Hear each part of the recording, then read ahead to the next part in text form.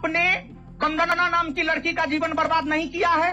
क्या आपने हुस्नारा नाम की लड़की का जीवन बर्बाद नहीं किया है? क्या आपने आरती नाम की लड़की का जीवन बर्बाद नहीं किया? क्या आपने अमृता नाम की लड़की का जीवन बर्बाद नहीं किया है? क्या आप हाजीपुर के अनामिका होटल नहीं जाते थे प्रत्येक सैटरडे संडे को? बिहार के चर्चित शिक्षक और यूट्यूबर फैजल खान उर्फ खान सर तथा ज्ञान बिंदु कोचिंग के संचालक रोशन आनंद के बीच छिड़ा विवाद अब केवल कोचिंग संस्थानों के प्रतिस्पर्धा तक सीमित नहीं रह गया है। पिछले कुछ दिनों में दोनों पक्षों की ओर से लगाए गए आरोप और दिए गए बयान इस विवाद को व्यक्तिगत, सामाजिक और कानूनी बहस के केंद्र में ले आए हैं। एक और खान सर ने अपने हालिया पॉडकास्ट में रोशन आनंद, उनके दिवंगत भाई प्रिंस यादव, एक कथित चाचा, कुछ यूट्यूबरों और पत्रकारों को लेकर तीखी टिप्पणियां की। वहीं दूसरी ओर रोशन आनंद ने भी पलटवार करते हुए खान सर पर बेहद गंभीर व्यक्तिगत आरोप लगाए।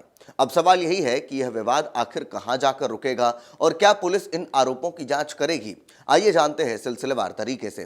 नमस्कार, मैं हूं ब्रह्मचारी आशीष और आप देख रहे हैं अमर उजाला। पटना कोचिंग विवाद में जमानत मिलने के कुछ दिनों बाद खान सर का एक पॉडकास्ट सामने आया जिसमें उन्होंने अपने विरोधियों पर कई आरोप लगाए। उन्होंने सबसे पहले अपने नाम को लेकर चल रही बहस पर कहा कि जिन छात्रों को उन्होंने पढ़ाया है उनके लिए वे हमेशा खान सर ही रहेंगे। उन्होंने कहा कि फैजल खान उन्हें नाम केवल उनके ससुराल वाले या पारिवारिक लोग कहते हैं। इसके बाद उन्होंने रोशन आनंद के दिवंगत भाई प्रिंस यादव का जिक्र करते हुए कहा कि उनकी मौत या उन पर दर्ज मामलों के लिए उन्हें जिम्मेदार ठहराना गलत है। उन्होंने दावा किया कि प्रिंस यादव पर पहले से कई आपराधिक मामले दर्ज थे और पुलिस उन्हें अन्य मामलों में भी तलाश कर रही थी। इसके अलावा उन्होंने एक व्यक्ति को खुद अपने चाचा बताने के दावों के भी खारिज करते हुए उसे झूठा बताया था। खान सर के इन बयानों के बाद सोशल मीडिया पर नई बहस शुरू हो गई। कई लोगों ने उनके बयान का समर्थन किया जबकि बड़ी संख्या में लोगों ने इसे व्यक्तिगत टिप्पणी बताते हुए आपत्ति भी जताई। अब देखिए, इसके बाद रोशन आनंद का तीखा पलटवार हुआ। खान सर के बयान के बाद रोशन आनंद ने भी सार्वजनिक रूप से जवाब दिया। उन्होंने कहा कि वे अब तक केवल शैक्षणिक और पेशेवर मुद्दों की बात कर रहे थे, लेकिन जब उनके दिवंगत भाई को विवाद में घसीटा गया तो उन्हें भी व्यक्तिगत स्तर पर जवाब देना पड़ा।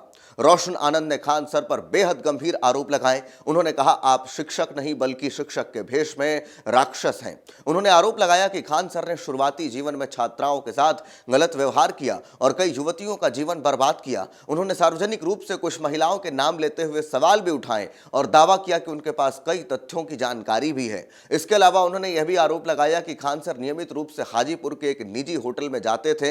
हालांकि इन आरोपों के समर्थन में रोशन आनंद ने अब तक कोई सार्वजनिक दस्तावेज, साक्ष्य या आधिकारिक रिकॉर्ड प्रस्तुत नहीं किया। वहीं इन आरोपों पर खान सर की ओर से कोई विस्तृत प्रतिक्रिया भी अभी तक सामने नहीं आई है। अब देखिए, कोचिंग के प्रतिस्पर्धा से शुरू हुआ यह पूरा विवाद अब कहां तक पहुंचेगा। जानकारों के अनुसार इस विवाद की शुरुआत बिहार पुलिस भर्ती परीक्षा के परिणामों के बाद हुई। दोनों संस्थानों ने दावा किया कि सबसे अधिक सफल अभ्यर्थी उनके यहां से ही निकले हैं और यही से श्रेय लेने की जो होड़ शुरू हुई वो धीरे धीरे विवाद के रूप में और सार्वजनिक आरोप प्रत्यारोप में बदल गई। पटना का मुसल्लहपुर हाट और नया टोला इलाका प्रतियोगी परीक्षाओं की तैयारी का बड़ा केंद्र माना जाता है। यहाँ हजारों छात्र विभिन्न कोचिंग संस्थानों में पढ़ाई करते हैं। मीडिया रिपोर्टों के और उपलब्ध आंकड़ों के अनुसार बिहार में जो निजी कोचिंग उद्योग है उसका आकार हजारों करोड़ रुपए का माना जाता है। ऐसे में प्रमुख संस्थानों के बीच प्रतिस्पर्धा भी काफी तीखी रहती है। पैसे का मामला है, करोड़ों का मामला है। विश्लेषकों का मानना है कि खान ग्लोबल स्टडीज और ज्ञान बिंदु कोचिंग दोनों ही इस क्षेत्र के बड़े खिलाड़ी हैं, यानी वो बड़े नाम हैं जिसमें सबसे ज्यादा बच्चे पढ़ने जाते हैं। ऐसे में छात्रों के बीच अपनी विश्वसनीयता और बाजारी जो हिस्सेदारी है उसको बनाए रखने में दोनों पक्षों के लिए यह महत्वपूर्ण है कि वो अपनी बातों को रखें, छात्रों को अपनी ओर लुभाएं। यही वजह है कि यह विवाद केवल व्यक्तिगत नहीं बल्कि व्यावसायिक प्रतिस्पर्धा से भी जुड़ा माना जा रहा है। अब सोशल मीडिया ने कैसे टकराव की तीव्रता को बढ़ा दिया ये समझिए। दोनों शिक्षकों की सोशल मीडिया पर बड़ी संख्या में फॉलोइंग है। लाखों छात्र उनके वीडियोस देखते हैं और उनके समर्थक भी बड़ी संख्या में मौजूद हैं। वीडियो में बाद में जो सोशल मीडिया है उस पर दोनों पक्ष अपने समर्थकों के साथ लगातार बहस जो करते हुए नजर आते हैं वो भी साफ तौर पर एक बड़ा विवाद का केंद्र है। विश्लेषकों का कहना है कि डिजिटल दौर में किसी भी सार्वजनिक व्यक्ति के लिए उसकी छवि सबसे बड़ी पूंजी होती है। ऐसे में दोनों पक्ष अपने समर्थकों के सामने खुद को सही और दूसरे पक्ष को गलत साबित करने की पूरी कोशिश कर रहे हैं। यही कारण है कि यह विवाद लगातार और अधिक तीखा होता जा रहा है। अब समझिए, प्रिंस यादव की मौत के बाद विवाद जो है वो कैसे व्यक्तिगत होता चला गया। रोशन आनंद के छोटे भाई प्रिंस यादव की नेपाल में संदिग्ध परिस्थितियों में हुई मौत ने इस पूरे विवाद को और संवेदनशील बना दिया। रोशन आनंद पहले भी इस मामले में कई गंभीर आरोप लगा चुके हैं। अब जब खान सर ने प्रिंस यादव का नाम लेकर टिप्पणी की तो विवाद और अधिक व्यक्तिगत हो गया। राजनीतिक और सामाजिक मामलों के जानकारों का कहना है कि जब किसी विवाद में परिवार के दिवंगत सदस्य का जिक्र होने लगता है तो भावनात्मक प्रतिक्रिया स्वाभाविक हो जाती है। यही कारण है कि अब दोनों पक्षों के बीच समझौते की संभावना पहले की तुलना में काफी कम दिखाई देती है। अब समझिए कि रोशन आनंद ने जो खान सर पर गंभीर आरोप लगाए हैं उस पर क्या पुलिस स्वतः संज्ञान ले सकती है। तो इस चीज को समझना जरूरी है कि रोशन आनंद ने खान सर पर महिलाओं से जुड़े गंभीर आरोप लगाए हैं। यदि ऐसे आरोप किसी संज्ञेय अपराध की श्रेणी में आते हैं तो कानून पुलिस को स्वतः संज्ञान लेने का अधिकार देता है। भारतीय न्याय संहिता यानी जो BNS है और भारतीय नागरिक सुरक्षा संहिता BNSS, इसके तहत महिलाओं के खिलाफ यौन अपराध गंभीर श्रेणी में आते हैं। यदि किसी विश्वसनीय सूचना, सार्वजनिक बयान या अन्य माध्यम से ऐसे आरोप सामने आते हैं तो पुलिस प्रारंभिक जांच शुरू कर सकती है। हालांकि किसी भी आपराधिक मामले में आरोप सिद्ध करने के लिए साक्ष्य, गवाह और संबंधित पीड़ित का सहयोग महत्वपूर्ण होता है। कानूनी विशेषज्ञों का कहना है कि यदि पुलिस को प्रथम दृष्टया कोई आधार मिलता है तो वह संबंधित पक्षों से जानकारी मांग सकती है और आवश्यक होने पर जांच शुरू कर सकती है। वही यदि आरोप निराधार या मानहानि के उद्देश्य से लगाए गए हैं और यह पाया जाता है तो फिर कानून उसके लिए भी प्रावधान करता है। इस पूरे मामले में यह उल्लेख करना आवश्यक है कि दोनों पक्षों ने एक दूसरे पर गंभीर आरोप लगाए हैं, लेकिन इनमें से किसी भी आरोप की स्वतंत्र रूप से पुष्टि नहीं हुई है।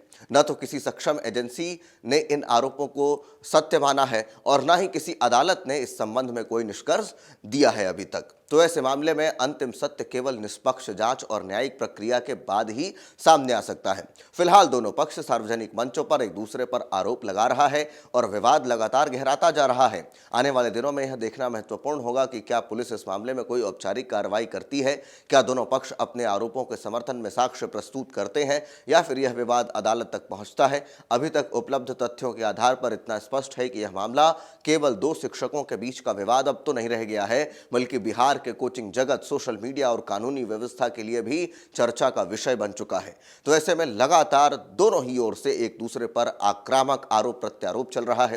रोशन आनंद लगातार खान सर पर अब व्यक्तिगत टिप्पणी शुरू कर चुके हैं और इसी क्रम में उन्होंने कहा है, लड़कियों के नाम लिए हैं, निजी होटल का नाम लिया है, हाजीपुर के उस होटल का नाम लिया है जिसमें कि साफ तौर पर खान सर के संलिप्तता बताई जा रही है। तो ऐसे में इस पूरे विषय को लेकर, इस पूरे बात को लेकर आप क्या कुछ सोचते हैं, कमेंट बॉक्स में हमें अपनी राय लिखकर जरूर बताएं। कितनी जायज है एक दूसरे पर आरोप प्रत्यारोप करना इस तरीके से दो शिक्षाविदों का? आप क्या कुछ सोचते हैं? कमेंट बॉक्स में हमें अपनी राय लिखकर जरूर दें। धन्यवाद। आपके राज्य की खबरें, आपके शहर की खबरें सबसे पहले जानने के लिए देखते रहें अमर उजाला। चैनल को सब्सक्राइब जरूर कर लें और पाएं हर अपडेट। आपके राज्य की खबरें, आपके शहर की खबरें सबसे पहले जानने के लिए देखते रहें अमर उजाला। चैनल को सब्सक्राइब जरूर कर लें और पाएं हर अपडेट।